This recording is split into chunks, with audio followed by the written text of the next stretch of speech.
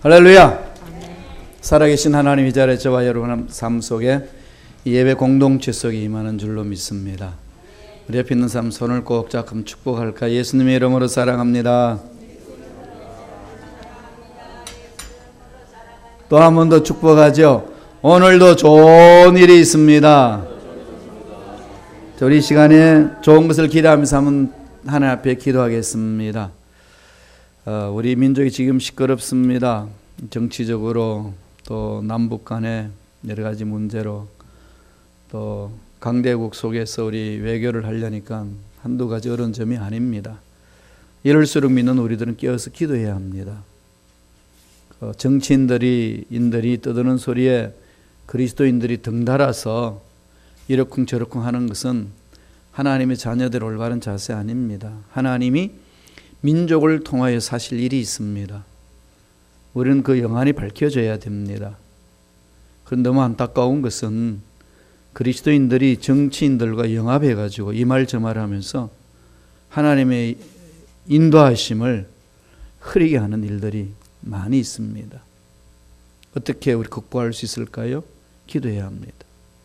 미국을 위해서도 우리 한국을 위해서도 또 교회 공동체를 위해서도 오늘 예배를 드린 저와 여러분을 위해서 다 같이 주일 청하시고 통서로 간절히 기도하겠습니다.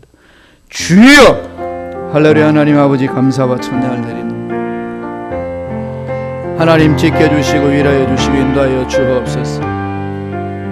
나의 사랑에 많으신 하나님 도와주시니 감사합니다. 성령님 역사하여 주옵소서. 하나님이 원하시는 것이 무엇인지를 우리가 깨닫게 하여 주옵소서.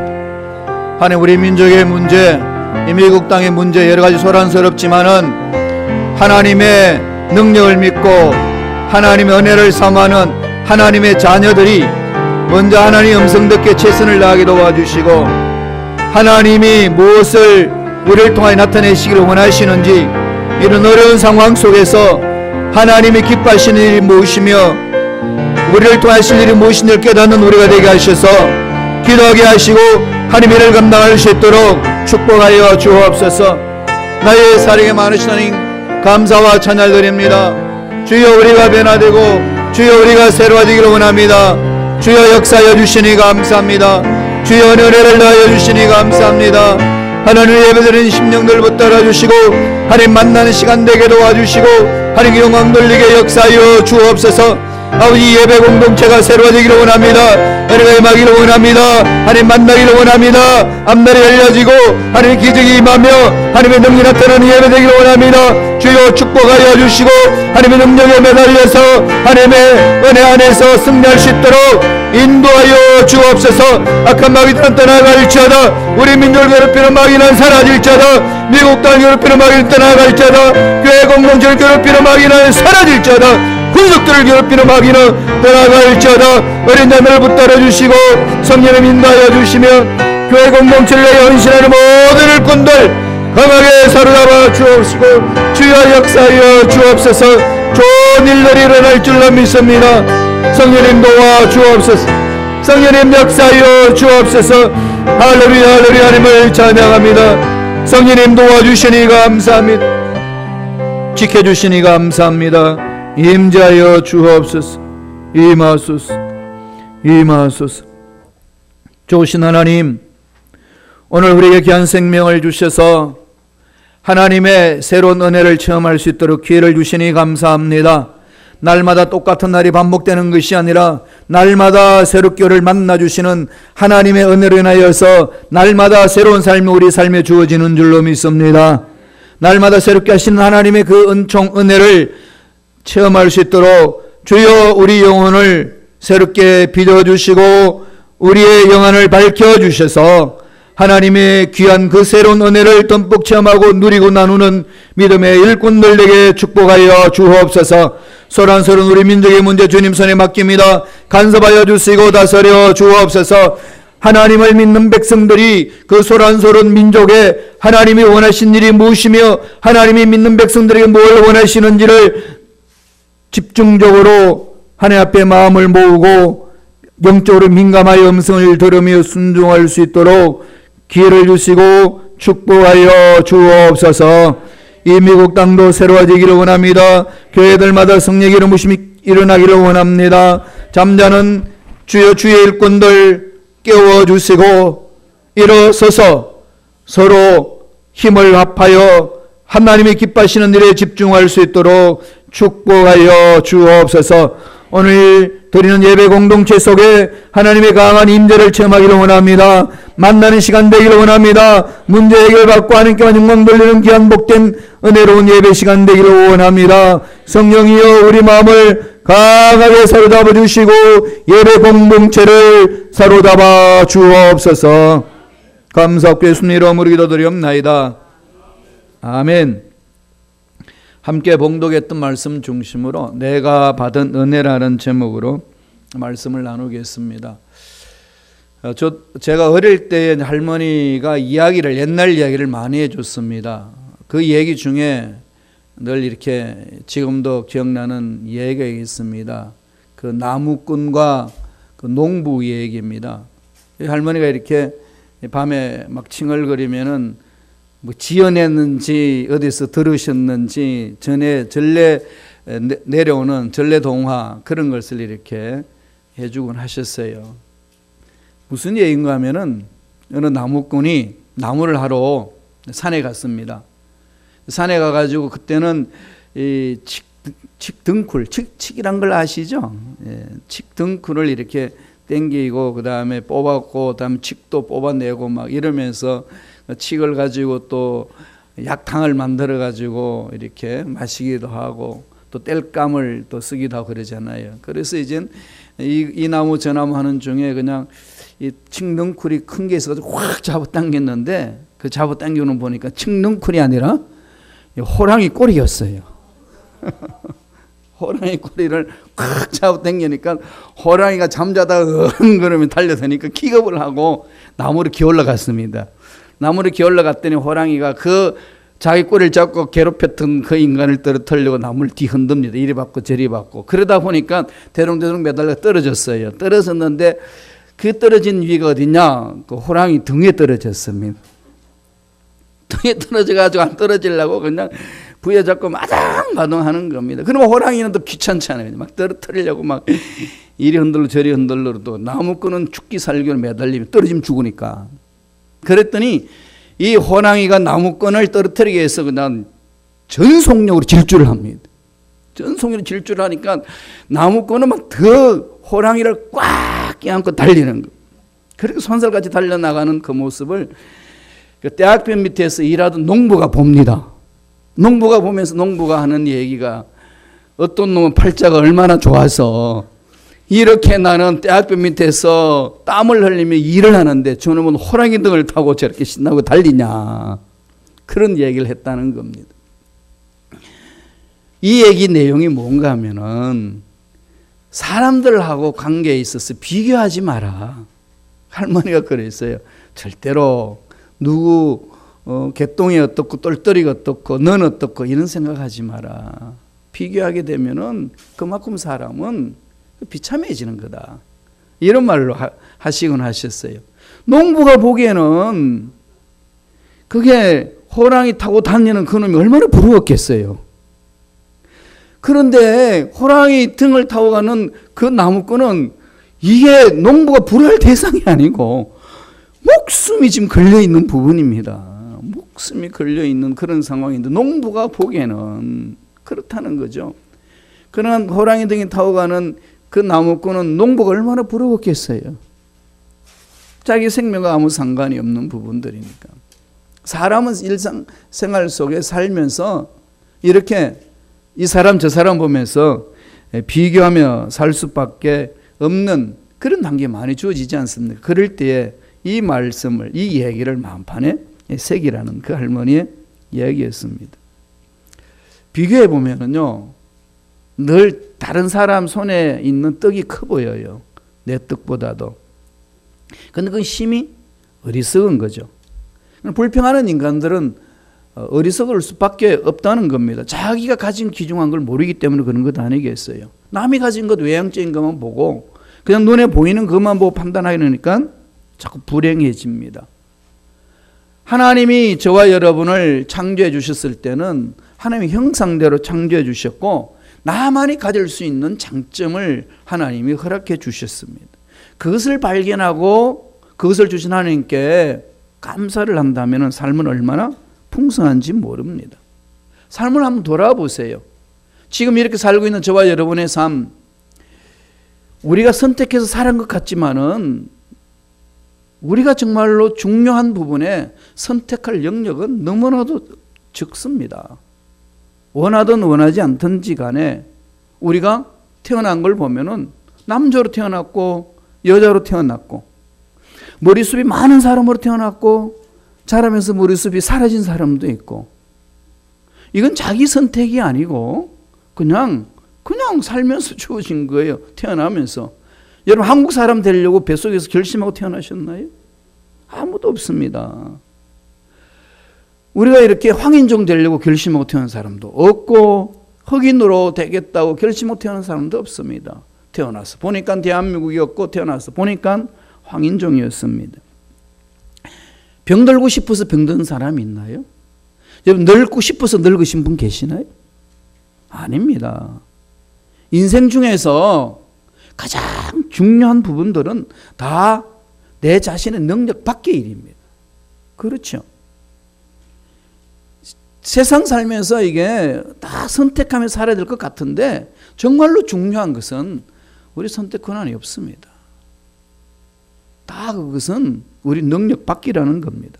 그렇다면은 저와 여러분들이 이 세상 사는 것은 뭘까요?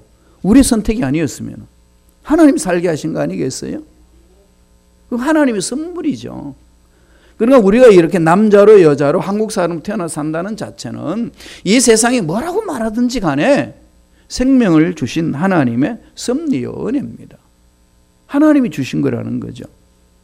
그러니까 저와 여러분은 이 사람 어떻고 저 사람 어떻고 비교하면서 비참한 내 인생을 만들 것이 아니라 내가 살아있다는 것 자체로 기뻐하고 감사할 줄 알아야 된다는 겁니다. 이게 다 하나님 주신 은혜라는 거죠. 살면서도 그 은혜가 얼마나 넘쳐나는지 모릅니다. 오늘 사도 바울은 자기가 사도가 된 것에 대해서는 너무나도 감격하면서 다 이게 하나님의 은혜라고 고백을 합니다. 내가 받은 은혜는 이렇습니다. 이렇게 고백하는 거죠. 내가 만난 하나님이 체험되어야 되지 않습니까? 있어야 되지 않습니까? 그래 문제 앞에 당당 맞짱 쓸 수 있듯이 이 세상 살면서 이 어렵고 힘든 이 이민 생활 속에서 우리가 행복하게 살기 위해서는 하나님으로부터 내가 받은 은혜가 있어야 합니다. 그 체험이 있으셔야 돼요. 오늘 바울은 그런 체험을 우리에게 고백합니다. 어떤 은혜가 있다고 이야기를 합니까? 첫째로 자격이 없는 나를 받아주신 은혜입니다. 예? 이게 자격이 없는 나예요. 그러니까 하나님이 날 주실 만한 자격이 전혀 없다는 거죠. 사도가 되고 나서부터 사도 바울은 늘 이것을 고백하면서 살았어요. 말씀을 볼까요? 고린도전서 15장 9절입니다. 다 같이 우리 한 목소리 읽겠습니다. 나는 사도 중에 가장 작은 자라. 나는 하나님의 교회를 박해하였으므로 사도라 칭함 받기를 감당하지 못할 자니라. 자기가 자기 자신을 아는 거지요. 유대인으로서 히브리인 중에 히브리인이요. 율법학자입니다. 그래서 십계명을 그대로 삶 속에 실천하려고 몸부림친 자입니다. 그런데 그 당시 그리스도인들이 고백하기를 예수는 그리스도입니다. 예수는 메시아입니다. 인간 예수는 하나님이십니다. 이렇게 고백하는 그들을 볼 때에 유대교의 십계명을 오늘날 우리들 십계명도 있지만은 그 신의 산에서 받은 십계명에 나 외에는 다른 신을 두지 말라. 하나님만이 신인데 이게 웬 겁니까? 나사렛에서 살았던 예수를 향하여 하나님이라고 고백합니다. 그런데 히브리인들이 바라보기에는 이건 완전 이단이죠. 예수가 메시아임을 모르면은 인간 예수가 메시아임을 모르면은 인간 예수를 그리스도로 고백하는 자 그는 이단이에요. 히브리 입장으로서 보면 난리죠. 그래서 사도 바울은 그들을 잡아 죽게 되는 겁니다. 사울은 그 당시 그렇게 열심히 그리스도를 믿는 그들을 핍박하며 다녔는데 다메섹 도상에서 예수 만나고 보니까 자기가 잘못된 것을 압니다. 내가 핍박했던 그분이 하나님이셨구나. 그분을 체험하고 나서 목숨을 걸고 나아갑니다. 그런데 그렇게 하나님 은혜를 체험하고 내 삶을 돌아보니까 고백했듯이 사도 중에 가장 작은 자라. 그리고 늘 자기를 괴롭히는 것은 하나님의 교회를 핍박했다는 것. 하나님을 만나지 못했으니까 핍박할 수밖에 없었던 그거였습니다. 이 죄악을 생각하니까 몸둘 바를 모릅니다. 그럼에도 불구하고 하나님은 나를 사도로 택해 주셨다는 것. 그럼에도 불구하고 하나님이 일을 할 수 있도록 하나님 앞에 쓰임받을 수 있는 사도로 선택하셨다는 그 사실에 너무 감격스러운 거죠. 생각만 하면은 감격이 막 저절로 나오는 겁니다. 그래서 바울이 고백하는 거죠. 하나님의 은혜입니다. 난 사도 될 수 없던 자였습니다. 그 고백을 하면서 겸손한 자신의 모습을 드러냅니다. 이것은 자신에 있는 그 연약함, 어리석음을 다 들춰내면서 하나님의 은혜로 삽니라고 고백할 수 있었던 것은 뭐죠? 그만큼 은혜가 강했기 때문에 그렇죠. 왜 신앙생활 하면서 불평이 있고 불만이 있고 조급하고 막 세상이 끝난 것처럼 느껴질 때가 많이 일어날까요? 죽었던 생명을 살려주신 하나님의 은혜를 자꾸 잊어버리니까. 그죠? 잊어버리면요, 짜증이 나요. 세상 끝난 것만 같아요. 왜 하나님 나를 이런 곳에 던져서 이렇게 살게 하십니까? 엉뚱한 생각이 저절로 막 일어나는 거죠. 바울은 그럴 수밖에 없는 상황 속에서도 감격이 넘쳐났습니다. 예수 믿고 나서 사도 바울은요, 세상 말로 말하면은요, 팔자가 싸나웠어요. 그냥 유대인으로 살았으면은요, 존경받고요, 가마니엘 문화성이 있기 때문에 최고의 학부의 학자입니다. 장래 유대교회에서 정말로 장래가 확 열려져 있는 촉망받는 젊은이였어요. 그러니까 기독교로 들어오지만 않으면 그는 세상의 모든 부를 누리면서 존경과 명예를 얻고 살 수 있는 자입니다. 그런데 예수를 만나서 다 핑계치고 들어오지 않습니까? 고통스러웠어요. 우리가 보면은 정말 고통스러운, 결혼도 안 하지요. 60세가 넘은, 한갑이 넘은 신사가 노총각이지. 그러니까 감옥소에 들어가가지고 처박혀 있으면서 매일 외치는 소리가 기뻐하라, 그런 소리를 하고 있고, 우리가 보기에는 정말 우스운 모습 아닙니까? 그래도 불구하고 바울은 정말로 마음속에서 울려 나오는 소리를 외치는 겁니다. 그게 어떻게 해서 가능할까요? 은혜니까. 죽어가면서도요, 그렇게 고백을 합니다. 겸손할 수 있는 것은 은혜가 있을 때만이 가능한 거죠. 잠언서 18장 12절에 보면 사람의 마음의 교만은 멸망의 선봉이요 겸손은 존귀의 길잡이니라. 그죠? 길잡이니라. 겸손한 거죠. 바울의 사역 속에요, 보면은 한순간도 어렵지 않은 것이 없었습니다. 교회 공동체가 그의 삶을 다 전적으로 책임지고 항상 이렇게 고정적으로 생활비를 주고 이런 거 아니었습니다. 힘들고 어려울 때는 지가 일해가지고 먹고 살고 성기하고 그렇습니다. 주면 먹고 없으면 굶고 하나님의 의지하고 나갔던 삶 아닙니까? 동족들도 방해하고 자기가 개척한 고린도 교인들은 당신 사도냐 말이야. 12명의 제자 속에 들어가지도 못하는데 무슨 사도냐. 이러면서 자꾸 사도의 정통성을 무시하고 날마다 어려움이 있는 겁니다. 그럼에도 불구하고 바울 마음속에는 기쁨이 사라지지 않았어요. 그 힘이 어디라고요? 하나님의 은혜예요. 자격 없는 나를 받아주신 그것에 얼마나 감격한지 모릅니다. 지극히 작은 자. 사실 사도의 서예를 말하면 마지막이잖아요. 제일 후배, 제일 말단 아니겠습니까? 아까도 말씀드렸지, 치명적인 약점은 교회를 핍박했다는 사실. 그런 자기를 받아주셨다는 것에 감격하지 않을 수가 없다는 거죠.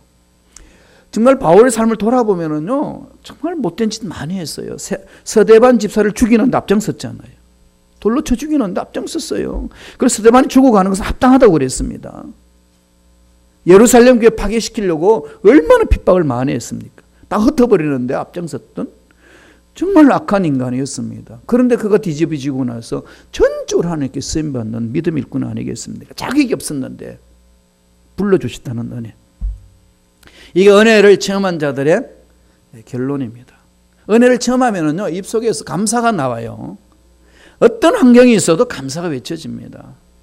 여러분 마음에 짜증이 있고 내 입에서 불평불만이 나오면요, 아, 하나님 주신 은혜가 내가 지금 까먹고 있구나. 은혜를 잊어버리고 있구나. 점검하시면 돼요. 빨리 그것을 회복하셔야 돼요. 오늘 우리 찬송 310장 찬송 불렀는데 이 찬송을 작곡하신 사람이 누군지 아십니까? 작사하신 사람. 작곡은 맥 그라나라는 분이 곡을 붙였는데 작사하신 분은요, 다니엘 웨스트 위틀이라는 사람입니다. 시카고에서 전도 부흥사로서 열심히 했던 무디와 함께 일했던 사람이에요.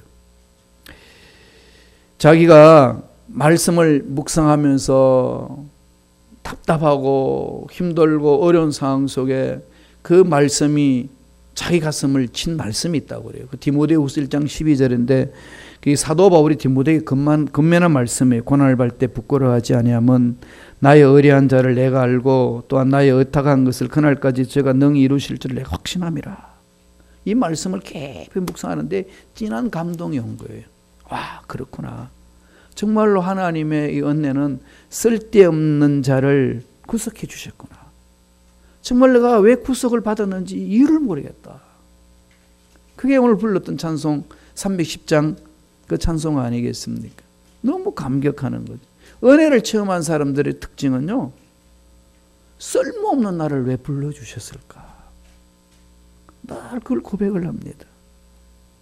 그게 은혜가 넘쳐날 때에 우리 마음을 사로잡을 때 찾아오는 그 고백이라는 겁니다. 그러니까 겸손해질 수밖에 없죠.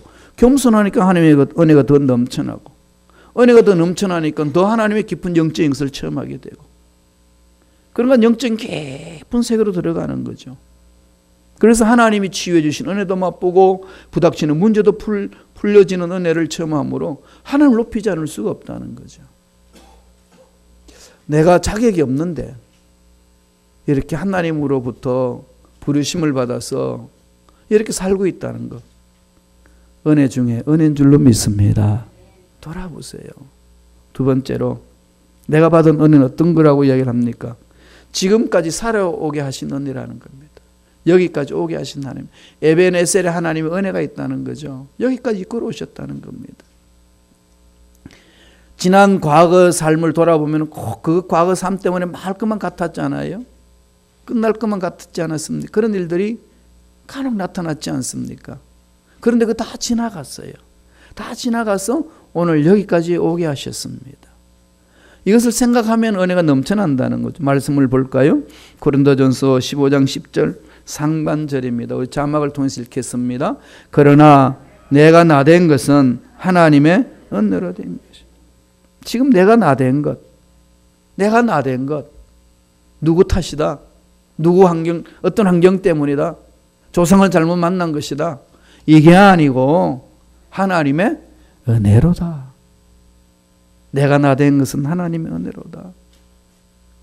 아무리 생각해도 하나님 은혜가 아니고는 이렇게 쓸 수 없다는 거죠. 바울이 세상적으로 자기 삶을 돌아보니까 세상적인 그 삶에 누릴 수 있는 모든 부를 다 핑계치고 왔는데 혼자서 가만히 묵상을 해보니까 이건 은혜 중에 은혜다는 겁니다.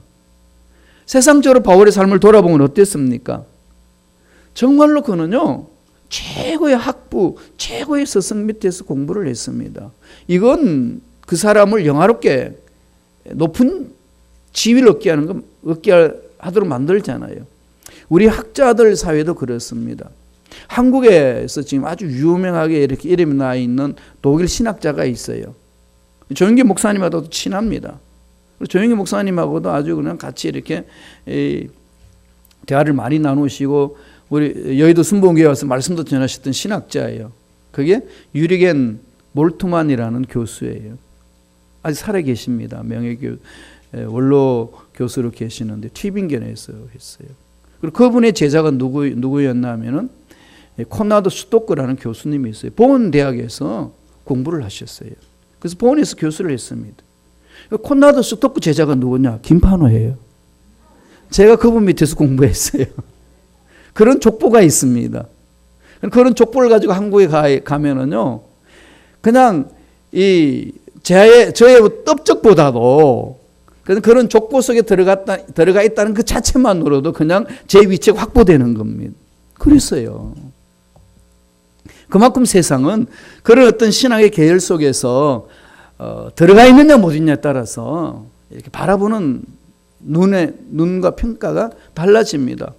그러면 왠지 내가 한마디 하면은요, 뭔가 깊이 있어 보이고, 뭔가 그럴듯해 보이고, 그랬어요. 학생들을 가르치고, 그 다음에 논문 발표하고 할 때에. 그 당시 사도 바울이 있었던 그 당시 가말리엘 스승은 그랬습니다. 존경받는 인물이었고, 학자 중에 학자였어요. 그 밑에서 공부한 사도 바울은요, 앞날이 쫙 열린 거죠. 완전 대로의 길이었습니다. 그가 예수를 믿고 지금 주를 위해서 살아가는데 그 좋은 화려한 것들 다 팽겨치고 온 것이 하나님의 은혜라는 거예요.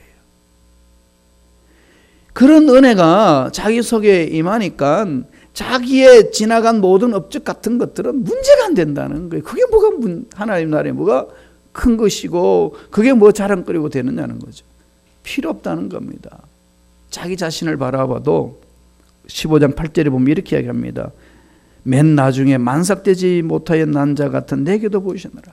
예수님이 부활하셔서 자기를 만나 주신 것을 그렇게 이야기합니다. 만삭되지 못하여 난 자. 이걸 다른 말로 하면은요, 낙태하듯이 난 자. 꽉 태에서 꽉 차서 나온 자가 아닌, 이렇게 표현하고 있습니다.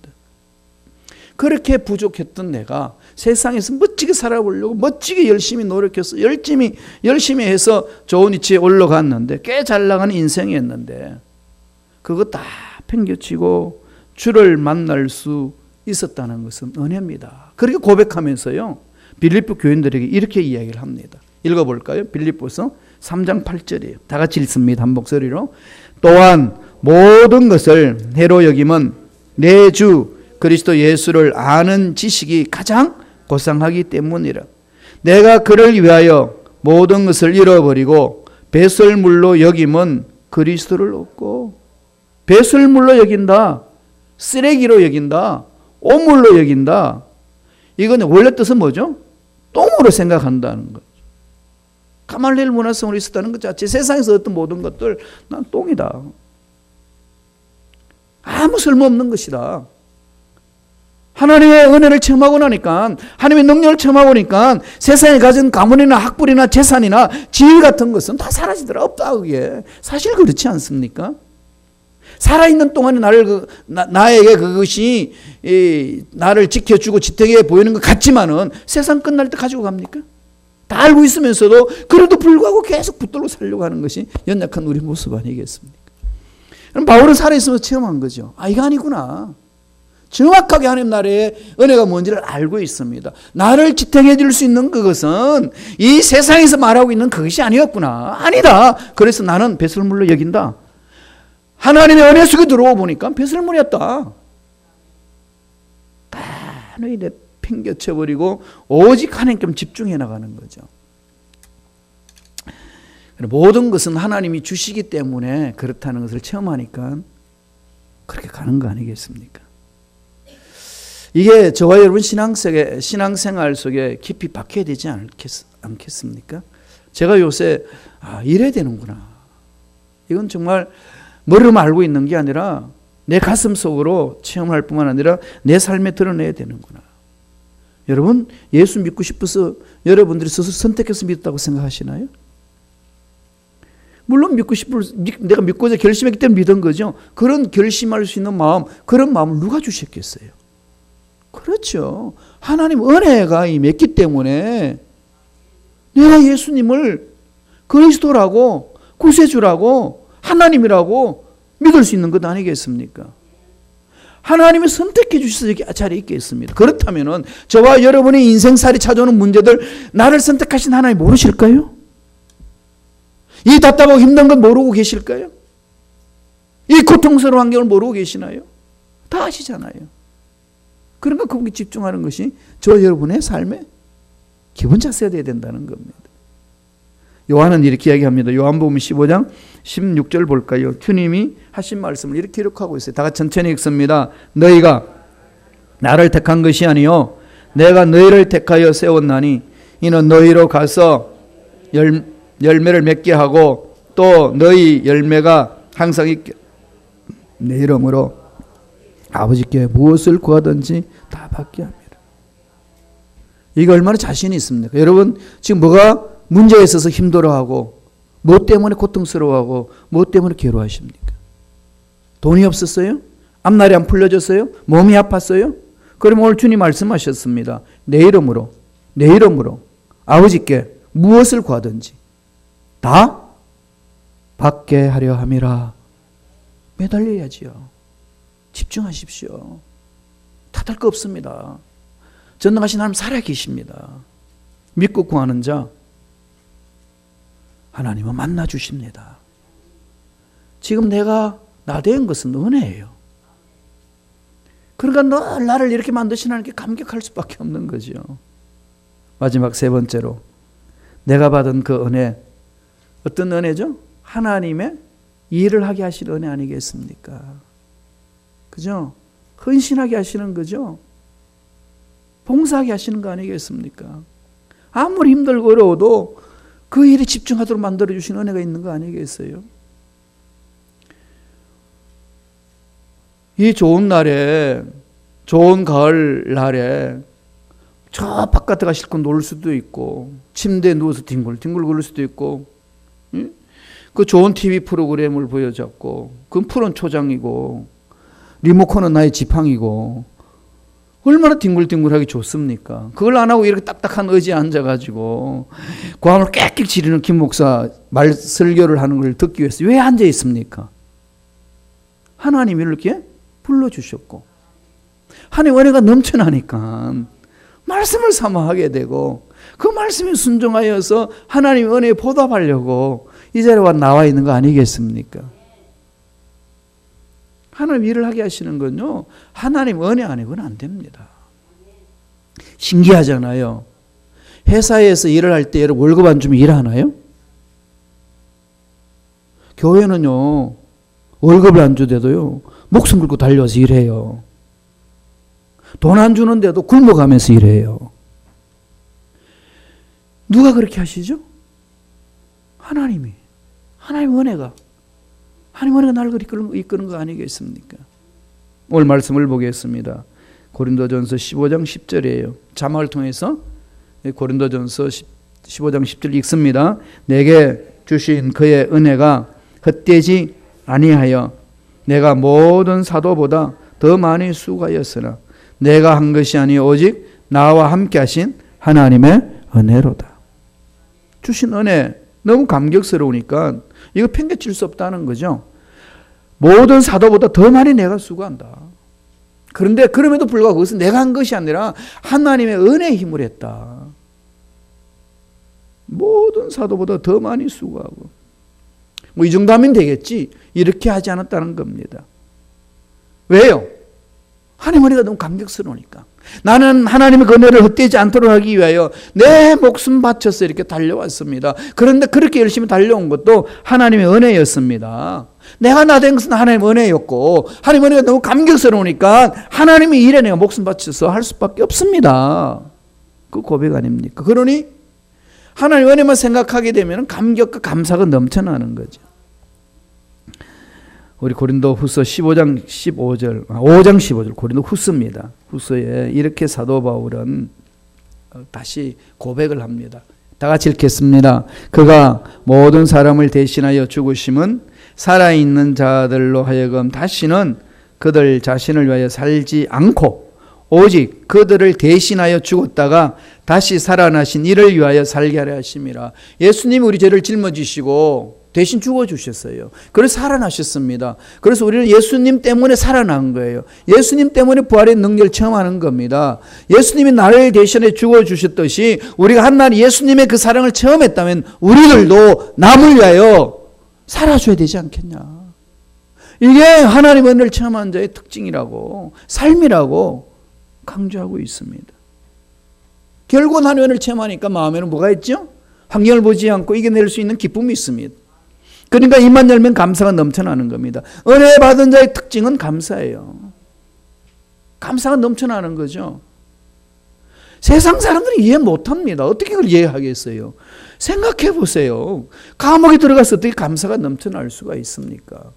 어떻게 수많은 매를 맞고 죽을 징에 놓였는데도 하나님 앞에 감사할 수가 있나요? 정신이 돌지 않고는. 그런데 할 수 있는 길이 있습니다. 뭘까요? 하나님 은혜 속에 들어갈 때요. 하나님 은혜에 들어가기만 하면은 세상 사람들이 할 수 없는 그 일을 해낼 수 있는 능력이 있습니다. 그 은혜가 넘쳐나기를 축원합니다. 그 은혜가 있을 때 우리 문제가 풀어지는 역사가 일어나는 것이고 우리 병도 치유되는 역사가 일어납니다. 흔들리지 마세요. 매달리세요. 하나님을 바라보는 자 하나님은 책임져 주시고 반드시 멋진 길로 아름답게 능력 있게 회복시켜 주시고 치유해 주시고 복을 채워 주시라 믿습니다. 이 은혜가 저와 여러분 삶 속에 넘쳐나기를 간절히 축원드립니다. 기도하겠습니다. 하나님 아버지, 감사와 찬양을 드립니다. 주님 안에는 지혜와 지식의 모든 보화가 감추어져 있다고 하셨는데 인생의 문제, 나의 필요한 모든 것 주님이 다 가지고 계신 줄로 믿습니다. 주님 안에 들어가서 주님 앞에 매달려서 내 인생에 필요한 것들을 다 공급받을 수 있는 은혜가 우리 삶에 넘쳐날 수 있도록 축복하여 주옵소서. 감사하고 예수님 이름으로 기도드리옵나이다. 아멘. 우리 인생 모든 것은 하나님의 은혜인 줄로 믿습니다. 그 하나님의 은혜를 묵상하면서 우리 한번 찬양하겠습니다. 시작됐네. 우리 주님의 능력이 나의 삶을 다스리고 새롭게 하네. 이 가사를 묵상하면서 하나님, 여기까지 오게 하신 하나님 감사합니다. 자격이 없었는데 하나님 일할 수 있도록 불러주신 은혜 감사합니다. 주신 은혜 헛되지 않고 살아내기를 원합니다. 성령이여 나를 사로잡아 달라고 사모하시면서 다 같이 찬양합니다.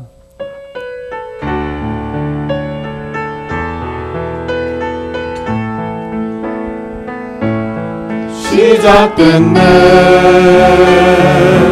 우리 주님의 능력이 나의 삶을 다스리고 새롭게 하네. 자유하네. 죄와 사망으로부터 나의 삶은 변화로다. 충만하는 은혜로다. 주여의 은혜로다. 주의 은혜 한량없는 주의 은혜 은혜로다. 주의 은혜 변함없는 진실하신 주의 은혜 시작됐네. 주님의 능력이 시작됐네. 우리 주님의 능력이 나의 삶을 다스리고 새롭게 하네. 새롭게 하네. 자유하네. 자유하네. 죄와 사망으로부터 죄와 사망으로부터 나의 삶은 변화로다. 충만하네. 은혜로다. 주여네 은혜로다.